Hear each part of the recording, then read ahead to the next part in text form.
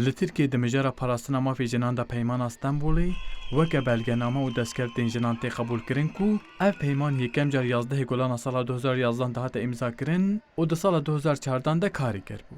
û Tirkiye yekem welata ku ev peyman imza kiriye.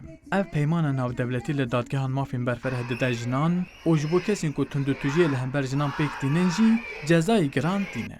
Lêbelê Partiya Desthilatdar AK Parti amadekariyan dike ku ji vê peymanê vekêşem û sedem jî veke ku ev peyman dijî nerxên malbatî, orf û adetên civakî binav dikin.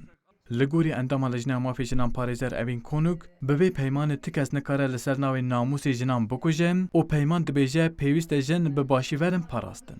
Konuk dibêje ger ev peyman bêbetalkirin, divarê huquqî de jin ji çend mafên xwe bêpar dimînin û li her qadê dê rastî tundutujî û destdirêjiyê bên.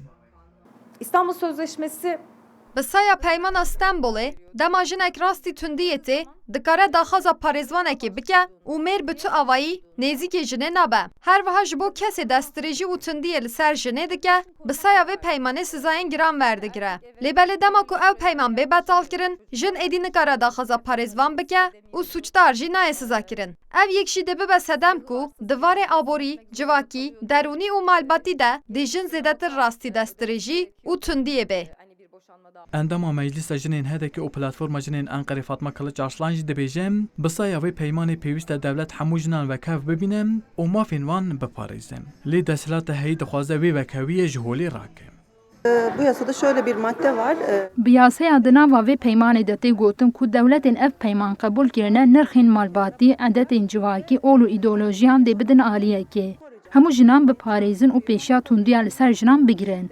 Ev peyman bêbetalkirin wekeviya jinan ji holê radibe. Ev yase rabe jin dê yekser bibin armanca mêran.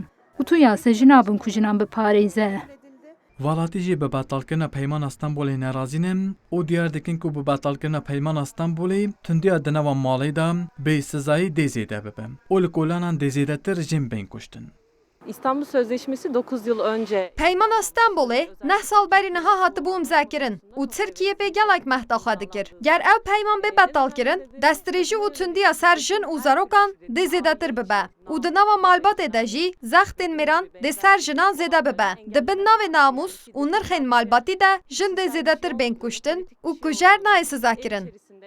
Yetkililer artık Rayedarên hikûmetê dişûna ku bi hev şer bikin û yasayên mafê jinan diparêzin ji holê rakin, bila bibin yek bi hev re zêdetir jinan biparêzin û bila cezayên girantir bo suçdarên destdirêjiya jina dikin bidin. Peymana Stenbolê weke belgeyê herî diyariya Komîsyona Yekîtiya Ewropayî derbarê mafê jinan û naskirina nasnameya hevregeziya cinsî tê dîtin û heta niha ji alî 46 welatan ve hatiye qebûl kirin.